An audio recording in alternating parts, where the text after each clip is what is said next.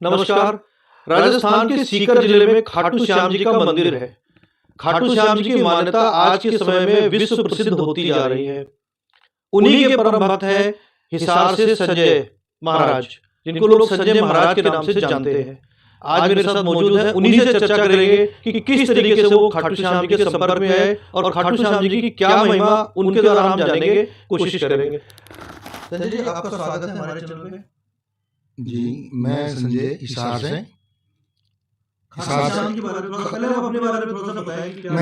मैं संजय हिसार से और मैं हूँ श्री मोहनदास जी महाराज खाटू वाले जो गद्दी नसीन है उनका चेला शिष्य हूँ उनका, और उन्हीं से मैंने गुरु नाम लिया हुआ है। और मैं मतलब जब से मैंने होश संभाला है, लगभग मेरे को अब जैसे कि 10 साल के लगभग मेरा होश में आया हूँ मैं, 8-10 साल से।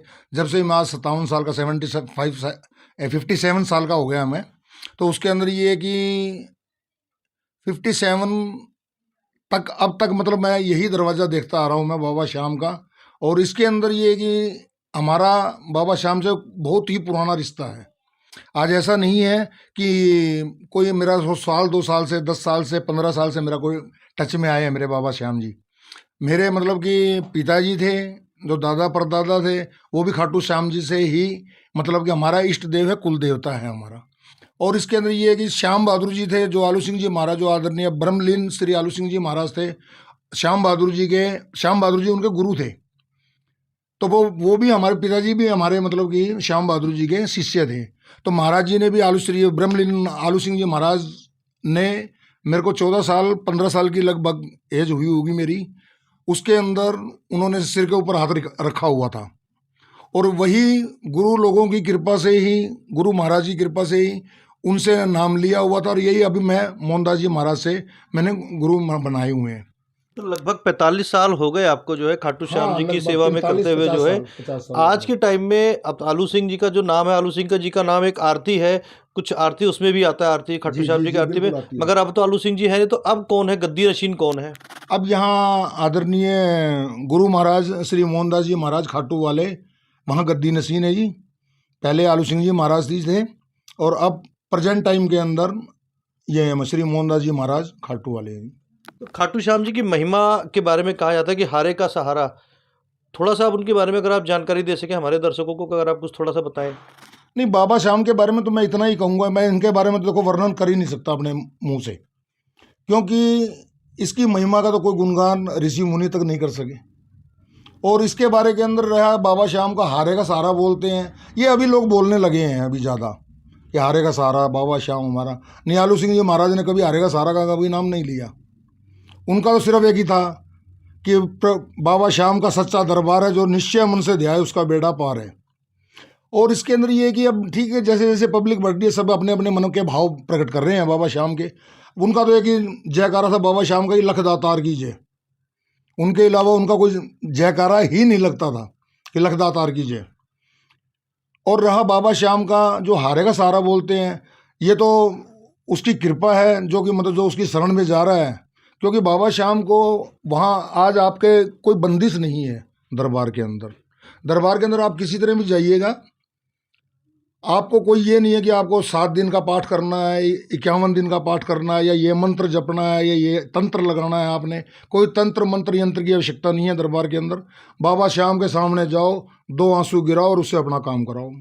जरूरत ही नहीं है किसी को बीच में लेने की आवश्यकता, और ना ही किसी की दरकार है। बाबा श्याम की जो महिमा सुनी है, हमारे द्वारा सुनी जाती है, जो हमारे दर्शक जानते हैं, लोगों से हमने सुना, वो है शीश का दान। शीश का दान उनको दिया था उन्होंने महाभारत काल में, कुछ ऐसा कथा है कि कृष्ण ने उनसे शीश का दान मांगा। तो वो क्या कथा, अगर आप बताएं तो थोड़ा सा। नहीं, कथा का तो ये है जी कि ये अहलवती का लाल माना गया है। सकंद पुराण के अंदर भी इसका लिखा हुआ है, और इसके अंदर सकंद पुराण के अंदर भी लिखा हुआ है कि ये कामकंटकटा का मतलब कि लड़का बोला गया है इसको, और भीम का घटोत्कच का लड़का बोला गया है। भीम का पौत्र बर्बरीक नाम था, बर्बरीक जिनका नाम था। इन्होंने मतलब शंकर से और नव दुर्गा से सिद्धियां प्राप्त की थी। और ये जब महाभारत का रण शुरू हुआ, तो उस वक्त इन्होंने ये कहा कि मतलब कि मैं महाभारत देखने के लिए जा रहा हूँ। कृष्ण ने इनकी परीक्षा ली और परीक्षा लेने के बावजूद उन्होंने कृष्ण ने मतलब कि कृष्ण तो हालांकि सभी कुछ जानते थे बर्बरीक के बारे में, लेकिन उन्होंने एक लीला रची जिससे कि उन्होंने पीपल का पत्ते बेंधने के बाद उनसे एक शीश का दान मांग लिया। भूमि का उसको मैं क्या बोलूँ आपको, जैसे कि भूमि का भार उतारने के लिए।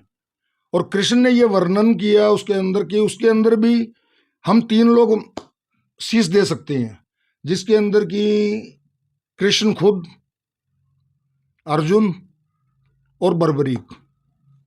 तो बर्बरीक ने कहा कि प्रभु मैं दे देता हूँ शीश। तो उन्होंने वहाँ शीश का दान दिया था और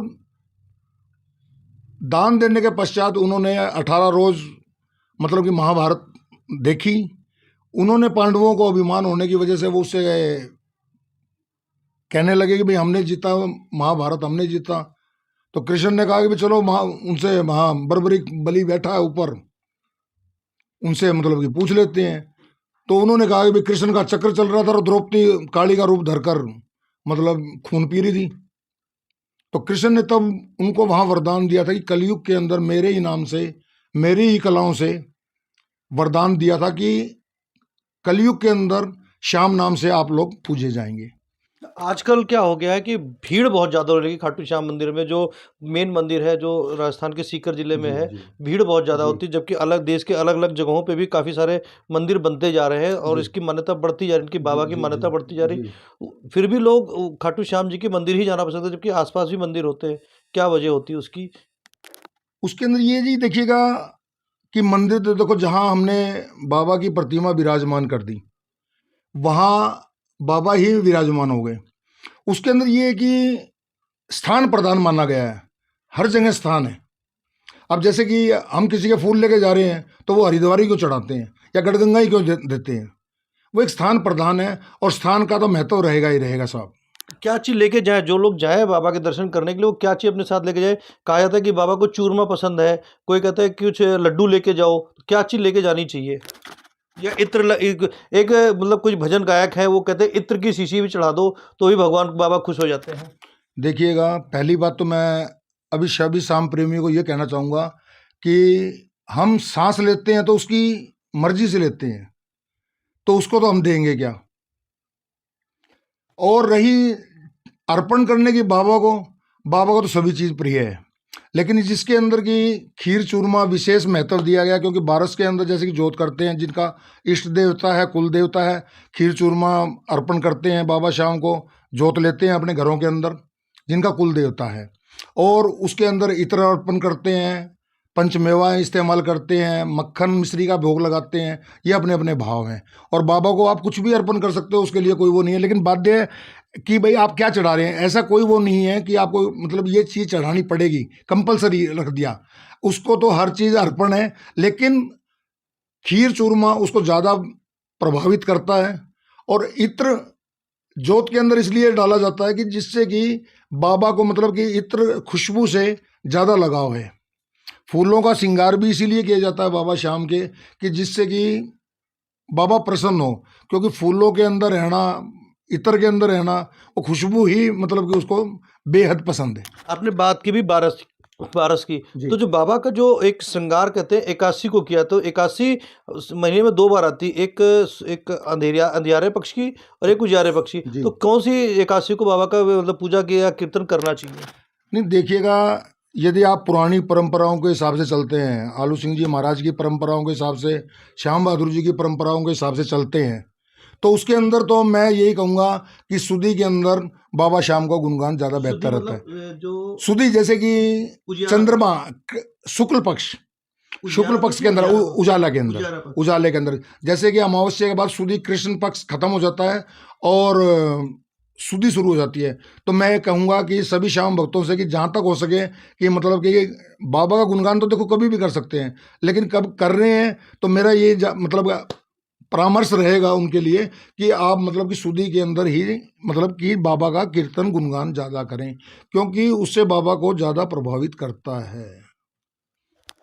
कलयुग के देवता के रूप में जाने जाने वाले खाटू श्याम बाबा की महिमा आपने सुनी ही होगी। जो बात है, जो आपके मन में संशय थे किसी भी तरीके के कि किस तरीके से उनकी पूजा की जाए, क्या उनको भोग लगाया जाए,